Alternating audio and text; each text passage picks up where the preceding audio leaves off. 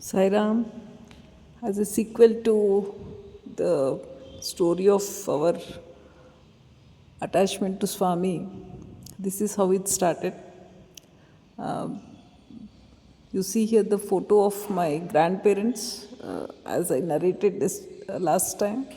Nerallapalli Ramaswamy Garu and Nerallapalli Venkatalakshmamma. They lived in a town called Don. It's not very close to Puttaparthi, but at the same time not very far away also. So in those days, it was a small village, and anybody who came to the town, there were no hotels or for people from uh, the background that they will not eat anywhere outside apart from their home. So my grandparents' home was the only solution. So not that there were any hotels also at that time. So eating out was like unknown. Either you go to a relative or you come back home and have food. So that way, some Vedic scholars were traveling from Rajamandri to Puttaparthi, and Don was a junction, so they had to change the train. It so happened that day the train they were supposed to get in was like very late, and there were some 7-8 hours gap, and they had to have their Sandhya Vandanam and eat something. So they inquired in the town asking, do we get a place where we can get some food? So I think there was only one name, that of my grandfather. Everybody said, Shastrula gari intiki vellandi, you will get food. So lunchtime, my grandmother was such a pious lady. My father was her only child, but then kids from Brahmin households from surrounding villages, they had to come to their studies to our grandparents' town. So um, though she had only one kid, she used to cook for some 10-15 students who will come have their food, afternoon lunch, then attend school and go back to their villages. I think those of us who speak Telugu, they understand Varalu, they say Varalabbai. So she had prepared food and served all those kids, and this priest come saying, Amma, can we do Sandhya Vandanam and have food in our house? She very happily welcomed them. Those days, no rice mills and all. They had to pound paddy and then draw water from the nearby well. So they said, we are going to Puttaparthi, don't you know about Sathya Sai Baba? She said, no, we don't know. And they had their food. They, took rest till their train time and then left. On the way back, they again returned with Swami's Vibhuti and said, why don't you go and visit once? So that's the first time my grandparents ever heard about Puttaparthi. So even Shirdi Sai Baba was not very well known in this part of the world. So they went next time, and Swami, I can't give you the exact dates because it was 50s. I vaguely remember my grandmother saying. So, evening, Swami took them to Chitravati. He gave them Amrutam and many such, experiences. And when my grandfather was not well, instead of, by the time, this Dasara yagams were happening, right? So all those priests used to come home. So like 40, 50 in a batch would come, they stay at my place, and then they have food. And this Paidi Venkateshwar Shastri Garu, he used to bring his students, and not less than some 100 Vedic scholars every Dasra.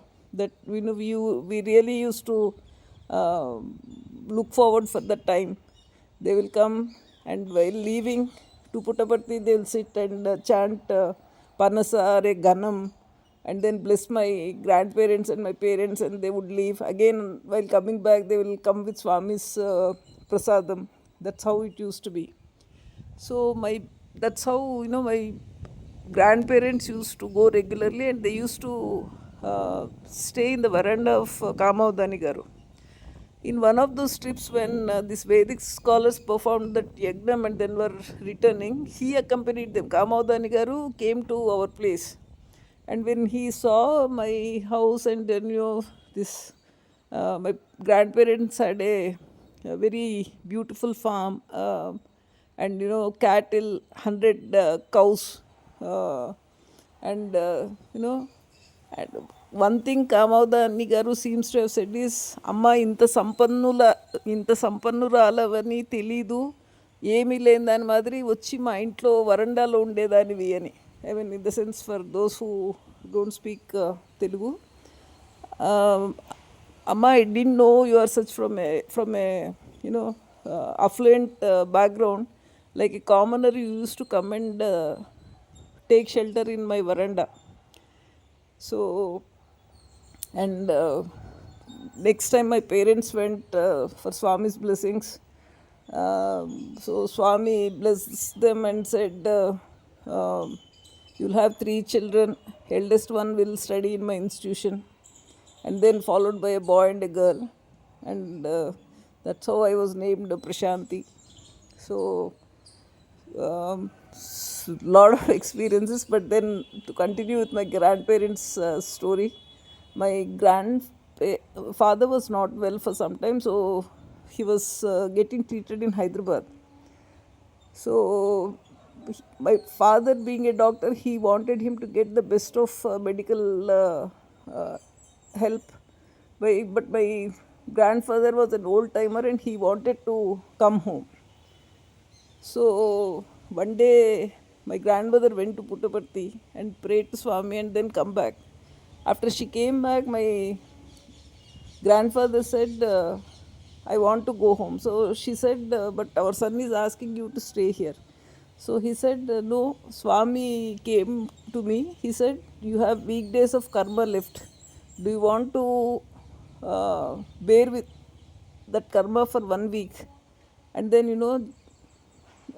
merge in my form, or you want me to take away that karma, so that you can take next birth and then undergo all that what is residue?"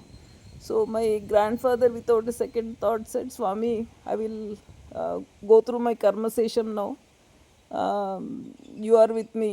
I don't want to again come." So, as Swami said, within 1 week, my father was forced to bring him back. And exact time when Swami said, he left his physical form and merged with Swami. And my grandmother lived till her 100 years. She completed her last meal and asked all of us to say, "You go and have your dinner." And then, as we were crossing the threshold of her room, she said, "Amma," and then she closed her eyes. So everybody said the kind of annadanam she did to everybody, whoever asked. Even she took her last meal and then she merged in Swami. So one thing my grandparents' experiences have made us learn is, no matter whatever is the difficulty, in those days, one community tried to assassinate my grandfather and then, usurp all his property.